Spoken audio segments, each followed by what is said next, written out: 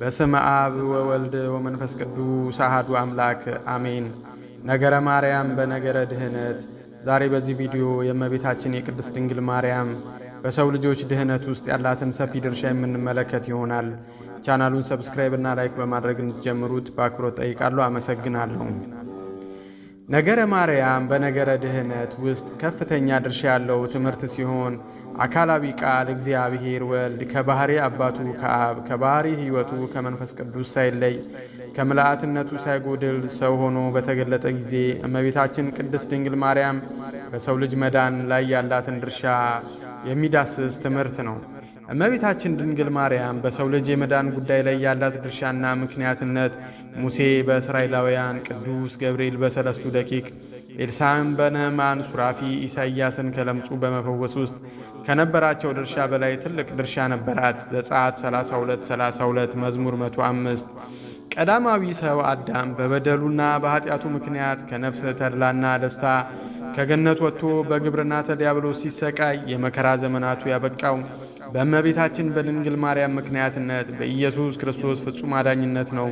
ምንም እንኳን ወልድ በተለየ አካሉ ከእመቤታችን ሥጋና ነፍስን ነስቶ በተለየ አካል ቢገለጥም በማትለይ ባህሪ ከአብና ከመንፈስ ቅዱስ ጋር አንድ ነውና ማዳኑን ፈጽሟል።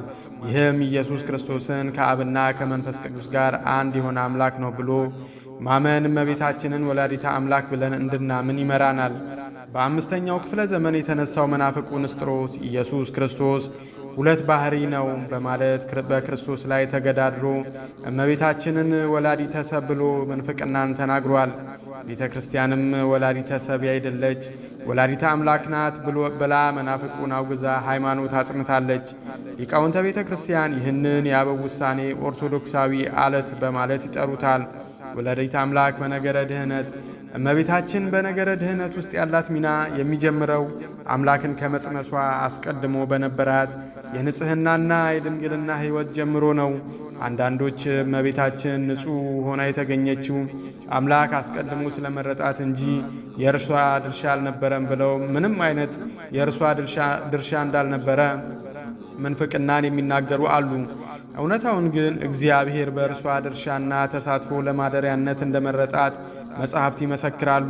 አባ ሕርያቆስ በቅዳሴ ማርያም ድርሰቱ ላይ እግዚአብሔር አብ ከሰማይ ወደ ምድር ተመለከተ፣ ሰሜንና ደቡብን ምስራቅና ምዕራቡን አሻተተ፣ እንዳንቺ ያለ ግን አላገኘም፣ የሚወደውን አንድያ ልጁን ወደ አንቺ ላከ እንዳለ ከዓለም ትውልድ ሁሉ እርሷን የመረጣት ከሰው ልጅ ለአምላክ ከእናትነት ከእርሷ ውጪ በቅታ የተገኘች ስላልነበረች ነው። ቅዱስ ሴሬኖስ የተባለው ደገኛ ሊቅ ደግሞ ሲናገር ጌታ ለማደሪያና እመቤታችንን የመረጣት በዚያ ጊዜ ከነበሩ ሴቶች ጋር ተወዳድራ ሳይሆን ዓለም ከተፈጠረ እስከሚያልፍ እርሷን የሚተካከል አንድም ሰው ስለሌለ ነው በማለት የመመረጧን ነገር አድንቆ ይናገራል። እግዚአብሔር እመቤታችንን አስቀድሞ ከመርገምና ቁራኝነት ከልሎ ጠብቋታል። ይህም በኋላ ላይ የሚኖራትን ጽናትና ደግነት አይቶ በአዋቂነቱ ያደረገላት እንጂ ሳትበቃና ሳትጸና ከሌላው ሰው አድልቶ ያደረገላት አልነበረም። ለምሳሌ ነቢዩ ኤርምያስን በሆድ ሳልሰራ አውቄሃለሁ፣ በማኅፀንም ሳትወጣ ቀድሼሃለሁ፣ ለአሕዛብም ነቢይ አድርጌሃለሁ ሲል ኤርምያስን ለጽድቅና ለነቢይነት ያለ ሱታፌው ያለ ትጋቱ የሰጠው ሆኖ ሳይሆን የበኋላ ትጋቱ በአምላክነቱ አውቆ መምረጡን ለመናገር ነው። ኤርምያስ 1:15።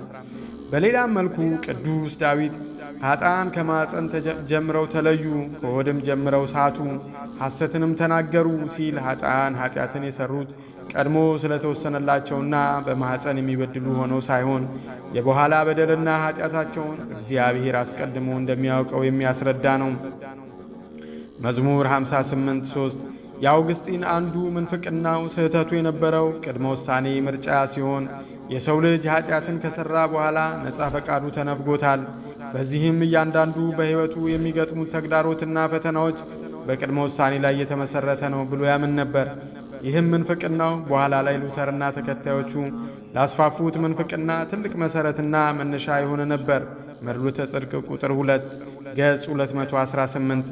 ወደ እመቤታችን ስንመጣ ጌታን ከመጽነሷ አስቀድሞ የነበራት የንጽህና ሕይወት ምን ያህል በሰው ልጅ መዳን ውስጥ የነበራትን ፋይዳ የሚያሳይ ነበር። አዳምና ሔዋን እንኳን በገነት ሳሉ አይተው የሚያስታቸው ኃጢአትን ለመስራት አርአያ የሚሆናቸው አልነበረም። እመቤታችን ግን ዓለም በተለያዩ ኃጢአቶች በተያዘችበት ጊዜ ኖራ ኃጢአት ድል አላደረጋትም። ለዮሴፍም ታጭታ ዮሴፍ ቤት ስትኖር በከተማው እንዳሉ ሴቶች አንገቷን ሳታደነድን ራሷን አጋልጣ ሳታሳይ በጸሎት ተወስና አርአያነት ያለውን ሕይወት ኖራለች። ድርሳን ቅዱስ ኤፍሬም። ቅዱስ አትናቴዎስ እግዚአብሔር ዳኛዋ እንዲሆንላት ትጸልይ ነበር እንጂ በወንዶች መታየት አትሻም ነበር። ከቤት ለመውጣት አትቸኩልም ነበር። በሕዝባዊ ስፍራዎች የሚያውቃት ሰው አልነበረም። ማር እንደምትሠራ ንብ በቤቷ ውስጥ ብቻ መቆየትን ትመርጥ ነበር። በቤቷ የቀረውን ሁሉ ለድሆች በቸርነት ትሰጥ ነበር። ቃላቷም ጥንቃቄን የተሞላ ነበር። ድምጿም የተመጠነ ነበር። ጮኻ አትናገርም ነበር። ማንም ላይ ክፉ ነገርን አልተናገረችም። ክፉ ወሬን ለመስማት አትፈቅድም ነበር። ድርሳናት ቅዱስ አትናቴዎስ። እመቤታችን ጌታችንን ከመጽነሷ አስቀድሞ መጻሕፍትን እያነበበች ትንቢተ ኢሳይያስ ላይ ጌታ ምልክት ይሰጣችኋል፣ እነሆ ድንግል ትጸንሳለች፣ ወንድ ልጅንም ትወልዳለች፣ ስሙንም አማኑኤል ብላ ትጠራዋለች የሚለው ላይ ስትደርስ በልቧ ከዚህ ሴት ከዘመኗ ደርሼ እንጨት ፈልጬ ውሃ ቀድቼ ባገለገልኳት እያለች በትሕትና ልብ ትናፍቅ ነበር። ኢሳይያስ 7:14። ጊዜው ደርሶ ቅዱስ ገብርኤል ከፊቷ እጅ ነስቶ ባበሰራት ጊዜ እንደ ቀደመችው ሔዋን ወዲያው አምና ሳትቀበል መልአኩን መርምራ ከብዙ ንግግር በኋላ መልአኩ ለእግዚአብሔር የሚሳነው ነገር የለም ባላት ጊዜ ይኩነኒ በከመ ትቤለኒ እንደ ቃልህ ይሁንልኝ በማለቷ ምክንያት አካላዊ ቃል ከእርሷ እንዲጸነስ ሆኗል። ሉቃስ 1:37። እመቤታችን በነገረ ድህነት ላይ ያላት ድርሻ በዚህ ሳያበቃ ገና ለገና አምላክን ጸንሻለሁና ብላ ለትዕቢትና ለውዳሴ ከንቱ ልቡናዋን አሳልፋ ሳትሰጥ ራሷን በትሕትና እያስገዛች ኖራለች።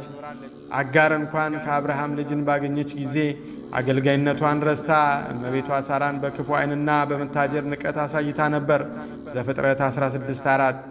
እመቤታችን ግን ማንም ሊያገኘው የማይቻለውን ጸጋ አግኝታ አንድም ቀን በማንም ላይ የመታበይን ነገር አሳይታ አታውቅም ነበር።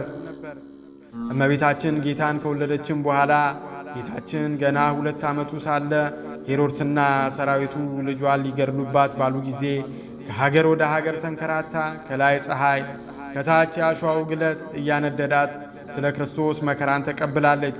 አንድም ቀን አምላክ ከሆንክ ራስህንም እኔንም አድን ብላ ሳትዘባበት ዘወትር በእኔ ኃጢአት ምክንያት ተንገላታ እያለች ራሷን በሞቀስ ታነባ ታለቅስ ነበር።